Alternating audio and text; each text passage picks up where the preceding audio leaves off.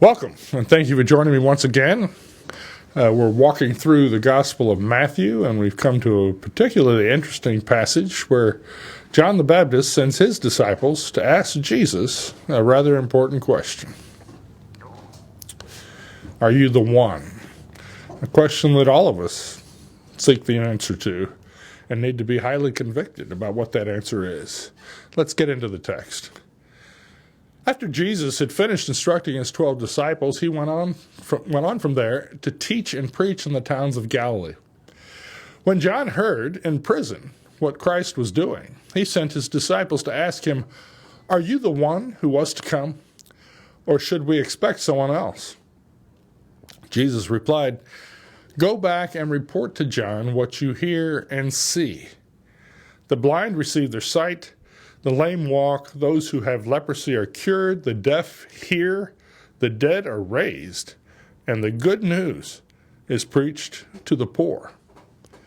Blessed is the man who does not fall away on account of me." As John's disciples were leaving, Jesus began to speak to the crowd about John. "What did you go out to the desert to see? A reed swayed by the wind? If not, what did you go out to see? A man dressed in fine clothes? No, those who wear fine clothes are in kings' palaces. Then what did you go to see? A prophet? Yes, I tell you, and more than a prophet. This is the one about whom it was written, 'I will send a messenger ahead of you who will prepare your way for you.' I tell you the truth, among those born of women, there has not risen anyone greater than John the Baptist. Yet he who is least in the kingdom of heaven is greater than he. From the days of John the Baptist until now, the kingdom of heaven has been forcefully advancing, and forceful men will lay hold of it. For all the prophets and the law prophesied until John, and if you are willing to accept it, he is the Elijah who was to come. He who has ears, let him hear. To what can I compare this generation? They are like children sitting in the marketplace calling out to others. We played the flute for you, and you did not dance. We sang a dirge, and you did not mourn. For John came neither eating or drinking, and they say he has a demon. The Son of Man came eating and drinking, and they say here is a glutton and a drunkard, a friend of tax collectors and sinners. But wisdom is proved right by her actions." What an interesting question. A lot of theologians thought perhaps John was having doubts about Jesus, that he was in prison, facing death, concerned. Did I make the wrong choice? Have I been doing the wrong ministry? A lot of people think that maybe John was starting to lose it there at the end, have some doubts about Jesus, but, well, that sure doesn't sound like the John the Baptist we read about earlier in the Gospels. He's bold. He's confrontational. He takes on Roman soldiers and the Pharisees and the Sanhedrin. This doesn't sound like a man who would start to doubt. So why would he send his disciples to ask Jesus that question? Well, I honestly think they just needed to hear it one more time. Yes, John is facing death, but more importantly, I think he knew his disciples needed to know. If John's about to die, his disciples are going to need to look for someone else to follow, and who else but the Messiah that John prophesied about? So, of course, I think he sent his disciples there deliberately for their sake, as well as for his. He needed to hear it one more time. And I think Jesus' response is particularly interesting as well. He could have just said, "Yes, I'm the one." I mean, that would have been the obvious thing. Are you the one? Sure. But he doesn't answer the question that way. He answers it in a rather interesting way that I think is very significant. He tells them, "You report to John what you've heard me say and what you've seen me do. The lame walk, the blind see, and the poor hear the gospel." Jesus says, you'll identify me by my teaching and what I'm doing, not just by claiming to be the Messiah. the claim is no good. It's not valid if you're not actually acting like the Messiah, acting like the Christ, the Son of God. And here's the real question. Can we do the same as Christians? If someone says, "Are you a Christian?" would you just say, "Yes, sure"? Or would you be able to say, "Look at what I see, look at what I say, what I teach, what I do. You'll know me by my actions. You'll know me by my words, not just by my claims." Does that make sense? I mean, that's something I hope all of us could do, that people would recognize us as Christians without having to ask, because they would see that the way we talk and the things that we do are a little bit different than the way everyone else does. And if we can't, I think there needs to be some work on that we need to start acting in a way that proclaims our faith way before we start having to speak and make the claim in words. It should be obvious to those around us who we are and who we follow. So who was John the Baptist? I think it's interesting. This is one of those things, some people don't seem to think that Jesus has a sense of humor, but I think it's very clear. He's using humor here.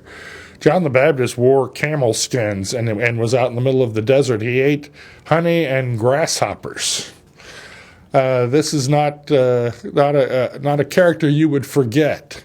And he starts saying, questioning them about it. What did you expect when you went out to see John the Baptist? A reed swayed by the wind? In other words, some sort of wimp? Did you go out to see some namby-pamby guy preaching by the Jordan River? Did you go out to see a guy dressed in fine clothes? John's wearing animal skins. He's a Nazarite. He didn't cut his hair. His beard was, way long. Jesus is being funny. I imagine when he said that, a reed swayed by the wind or a man dressed in fine linen, I imagine some people in the crowd started laughing. If they knew John the Baptist, they knew that was not what you would expect when you went out to see him.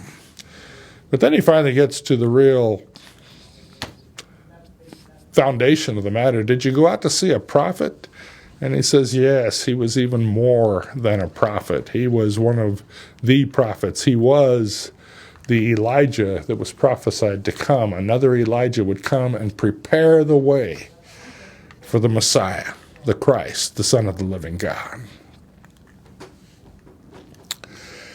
And then he talks about the kingdom of heaven again.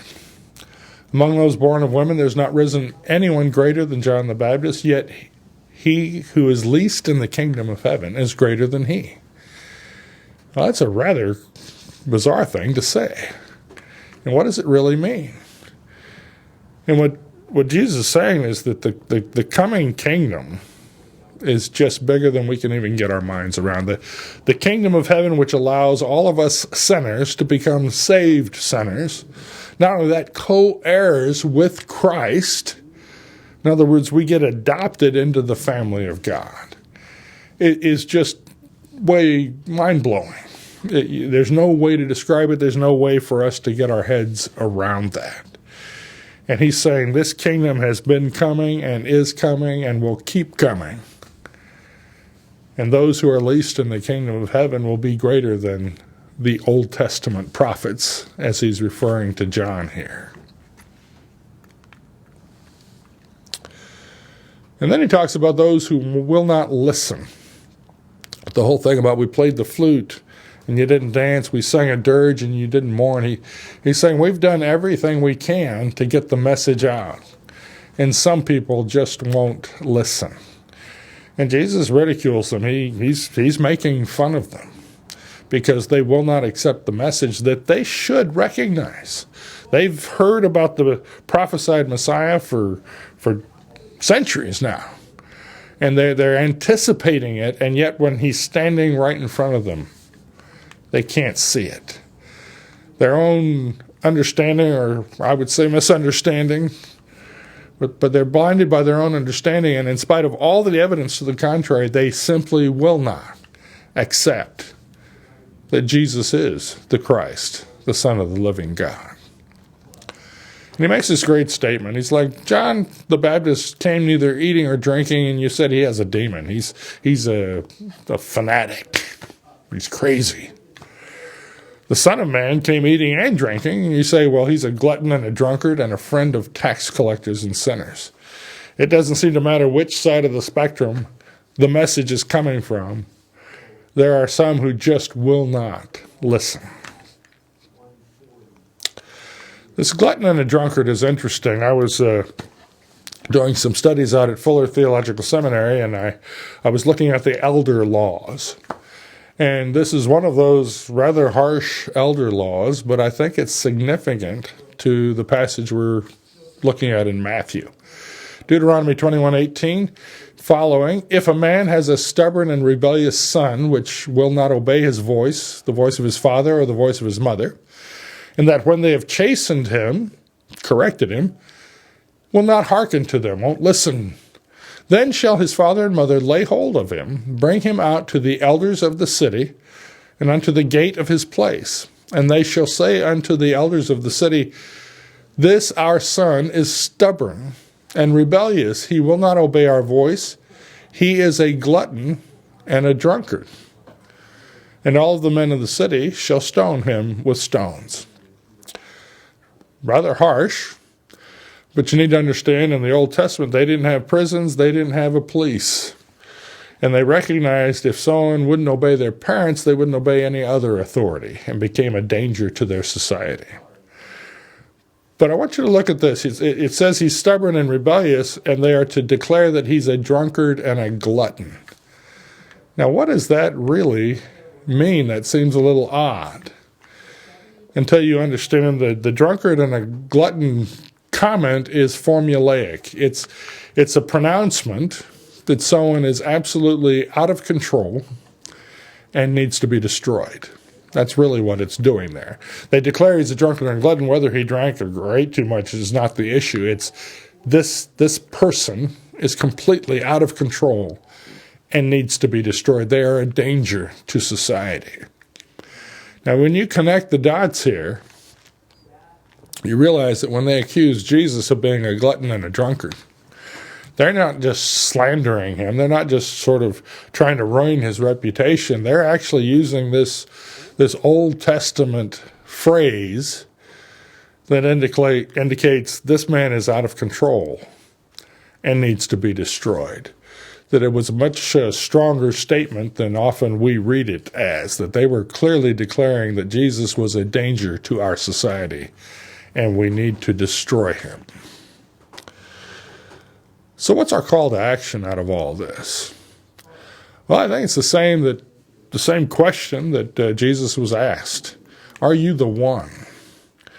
We will be recognized by what we do and say, not simply by our claims to be Christians.